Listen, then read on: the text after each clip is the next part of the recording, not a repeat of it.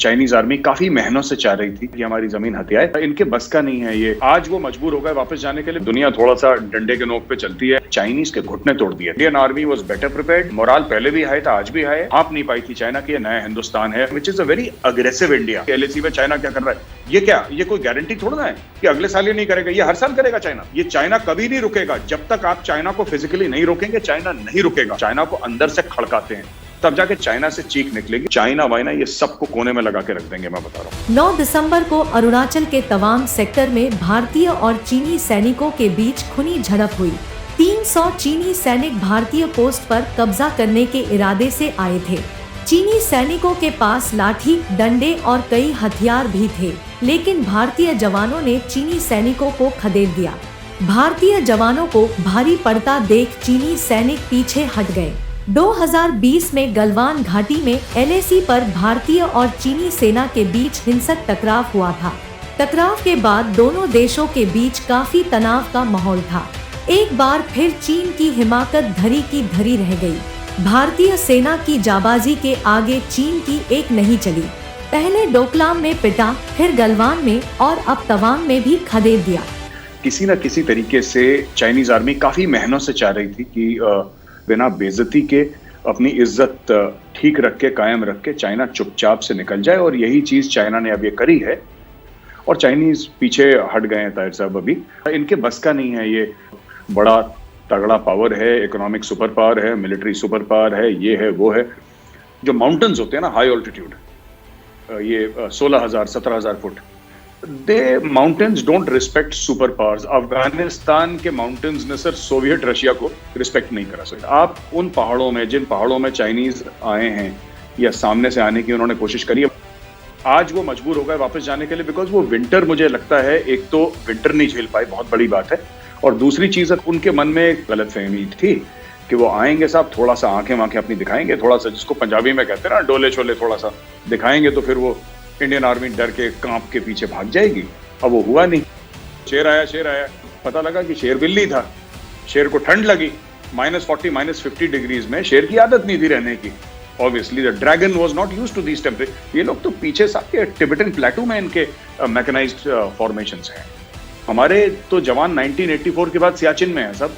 -60 -70 degrees में 21,000 foot की ऊंचाई में हमारे जवान लगातार पिछले 30 साल से रहते हुए हैं। क्या चाइनीज अपने आप को टेस्ट कर रहे थे या भारत को टेस्ट कर रहे थे? उन्होंने एक चाल चली। देखिए, बात ये थी कि उन्होंने सोचा कि साउथ चाइना सी में ऑलरेडी क्वाड वहां पे एक्टिव हो रहा था। उनकी ट्रेडिंग लाइंस है, वहां से 50-60% ट्रेड उनका जाता ही है वहां से, मलाका स्ट्रेट और साउथ चाइना सी से। चाइना के वेस्ट से ईस्ट की तरफ तवज्जो जो अमेरिका दे रहा था, पूरा एक जियो स्ट्रेटेजिक जो कहानी बन रही थी चाइना के ऊपर, बड़ा प्रेशर था कि कोविड एक तो चाइना की तरफ से आया। तो चाइना ने उसके रिएक्शन में सिक्किम में नहीं करा ताहिर साहब, उत्तराखंड में नहीं करा, हिमाचल में नहीं करा, उसने जबरदस्त अरुणाचल में करा। अरुणाचल में इसलिए करा क्योंकि उसको ऐसा लगा कि कल अगर इंडियन आर्मी डरती है और आगे एडवांटेज प्रेस करना है, तो वहीं लद्दाख पे पाकिस्तान आर्मी भी है, तो इंडियन आर्मी को बीच में फंसाया जा सकता है। दूसरी तरफ उसने बोला कि साहब हम कश्मीर से भी प्रेशर ला सकते हैं और यहाँ से भी प्रेशर ला सकते हैं। तो ये सब चीजें थी जो ट्रिगर थी, जिसने चाइना को ट्रिगर ऑफ करा। एंड चाइना, वही एक एरोगेंस है ना चाइनीज में कि let's teach these people a lesson, कि मतलब हम थोड़ा जाएंगे, खड़काएंगे तो ये लोग भाग खड़े होंगे, फिर हम बातचीत कर लेंगे इनसे। तो चाइना ये समझ रहा था कि ये शायद 1962 का भारत है। इवन इन 1962 में आपको बात बताता हूँ, चाइनीज के घुटने तोड़ दिए थे। चाइनीज को इतनी महंगी पड़ी वो जंग कि एक मेरी रेजिमेंट की एक यूनिट है, 13 Kumaon, 13th battalion, the Kumaon regiment. मेरा ताल्लुक 17 कुमाऊं से है, 17th बटालियन पे, ईस्ट लद्दाख पे एक जगह है रिजांगला।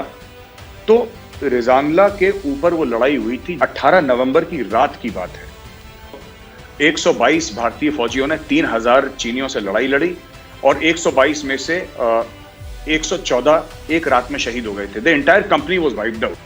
आप देखिए कि 1300 से 1500 चीनी फौजी मार दिए गए वो एक रात में, और उसके 24 घंटे के अंदर चाइना ने सीज फायर साइन करा था इंडिया के साथ।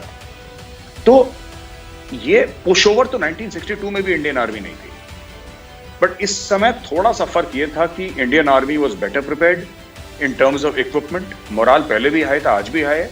प्लस एक और चीज है कि अब वो लीडरशिप भी बदल गई है ताहिर साहब इंडिया की। ये खास किस्म का हिंदुस्तान जो चेंज होके आ रहा है, which is a very aggressive India, it is a very unapologetic India, जो माफी नहीं मांगता किसी चीज की, जो लगता है ठीक वो करता है। So this is a new India. China ने कहीं ना कहीं ये अपना जो इक्वेशन था उसमें ये भाप नहीं पाई थी चाइना की ये नया हिंदुस्तान है, और ये बड़ा एग्रेसिव अनअपोलोजेटिक हिंदुस्तान है। चाइना उस रीजन में एक बहुत बड़ी थ्रेट है। अब तो यहाँ तक कहा जाता है कि पूरी दुनिया के लिए एक थ्रेट है। देखिए, चाइना तो ताहिर साहब थ्रेट है, इसमें कोई शक शुबा है ही नहीं। भारत से वो अपने आप को थ्रेटेंड फील करता है, इसलिए वो मिस एडवेंचर करता है, लाइन ऑफ एक्चुअल कंट्रोल पे ये सब करता है। थोड़ा सा एग्रेसिव इंडिया को होना पड़ेगा। इंडियंस की एक माइंडसेट है, बड़ी डिफेंसिव हम लोगों की माइंडसेट है। अगर हम अच्छे हैं तो फिर दुनिया भी अच्छी होगी, पर दुनिया ऐसे चलती नहीं है। दुनिया थोड़ा सा डंडे के नोक पे चलती है। ये जो एलएसी की आप बात कर रहे हैं ना ताहिर साहब, आपने जो भी बात करी एलएसी में चाइना क्या कर रहा है, ये क्या, ये कोई गारंटी थोड़ा ना है कि अगले साल ये नहीं करेगा। ये हर साल करेगा चाइना। ये चाइना कभी नहीं रुकेगा। जब तक आप चाइना को फिजिकली नहीं रोकेंगे, चाइना नहीं रुकेगा। ये सब चीजें अगर हम करते हैं चाइना के साथ और चाइना को अंदर से खड़काते हैं, तब जाके चाइना से चीख निकलेगी। ये जिस दिन अपना मन बना लेंगे, ये चाइना वाइना ये सबको कोने में लगा के रख देंगे। मैं बता रहा हूं, इन्होंने अभी करके दिखा दिया। चाइना और भारत का जो आगे आने वाले समय में रिलेशनशिप कैसा नजर आता है? मुझे लगता है कि और खराब होने वाला है। चाइना ने करार तोड़ दिया, चाइना ने भरोसा तोड़ दिया। चाइना चाहता है कि हमारी जमीन हथियाए। हम उस सेंस में चाइना को देखेंगे। China can not be trusted. जब तक चाइना कुछ ऐसे स्टेप्स ले जिससे भारत कन्विंस हो जाए, गारंटीज कुछ हो जाए in front of world forum, तब तक तो मुझे नहीं लगता कि रिलेशनशिप दोबारा जाएगी और रिपेयर हो पाएगी, जब तक ये नहीं है। क्योंकि अभी मुझे कोई आसार नहीं दिखते।